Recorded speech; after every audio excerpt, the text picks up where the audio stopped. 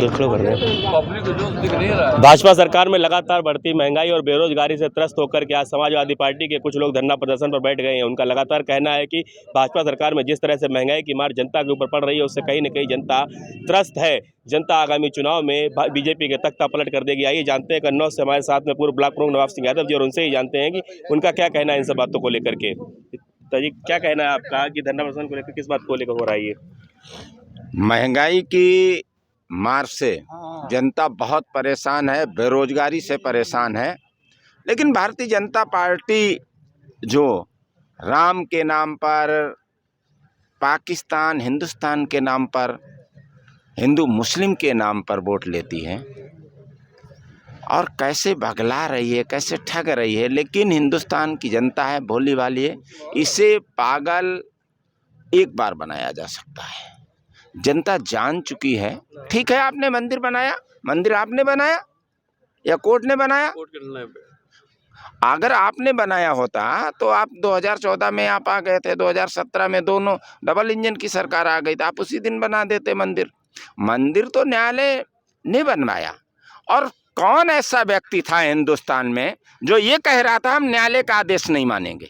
अरे मुलायम सिंह जी यही कह रहे थे, कांग्रेस यही कह रहे थे, वामपंथी यही कह रहे थे कि जो न्यायालय का आदेश हो वो मानेंगे। तब यही तो कहते थे हम न्यायालय का आदेश नहीं मान, कार सेवा करने जाते। फिर 8 साल किसका इन्होंने इंतजार किया? तो अच्छा ठीक, फिर भी मैंने मान लिया कि भारतीय जनता पार्टी ने मंदिर बनवा दिया।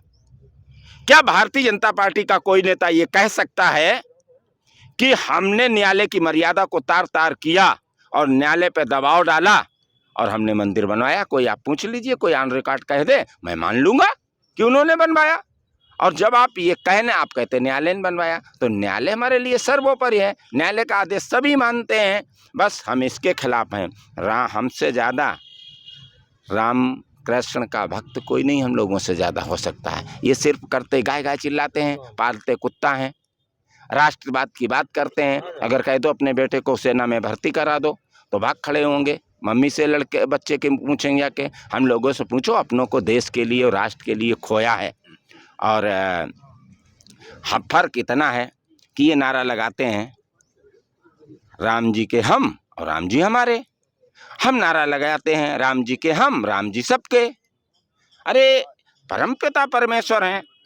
एक पिता के 4 बेटे हों और एक बेटा ये कहे पिताजी हमारे, हम पिताजी के, 3 कहाँ चले जाएंगे?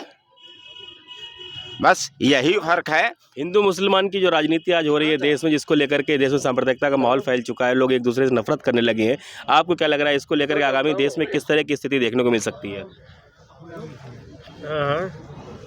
जाति और धर्म की बात करने वाले कभी भी संघर्ष नहीं कर सकते हैं, कभी भी काम नहीं कर सकते हैं। जाति और धर्म का सहारा वही लोग लेते हैं जो भ्रष्टाचारी होते हैं, जो जनता का काम नहीं कर सकते हैं। और मैंने फिर बताया कि ये हिंदुस्तान है, यहाँ पर जाति और धर्म बहुत ज़्यादा कभी नहीं चला है।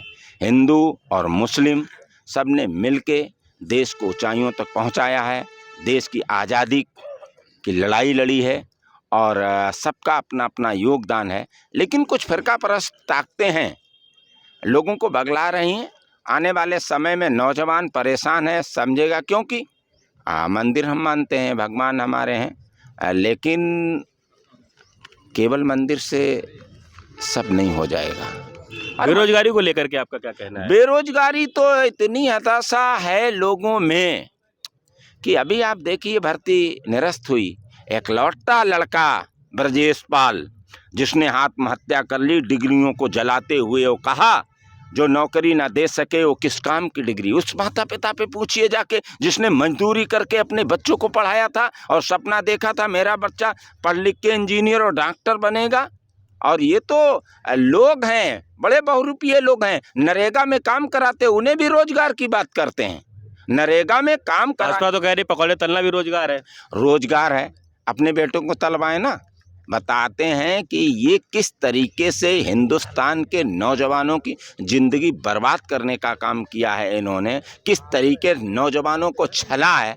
नौजवान तैयार बैठा है, नौजवान क्योंकि इतना परेशान कर दिया गया है लोगों को, और उसमें आपकी मीडिया भी शामिल हो गई। मीडिया भी परेशान है। मीडिया लोकतंत्र का चौथा स्तंभ था, उसकी भी आवाज़ बंद करने के लिए तरह तरह के मुकदमे कायम किए गए, तरह तरह के षड्यंत्र रचे गए।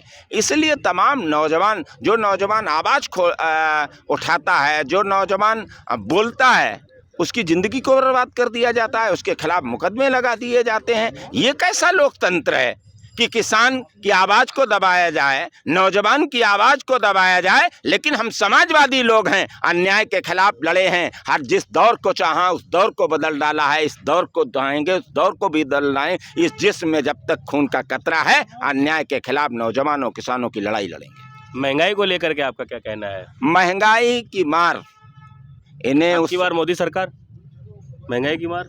ये तो मोदी जी कहते ये घमंड कि 4 से आएंगी और आएंगी, लाना है। अरे ये क्या है? जनता से पूछा है?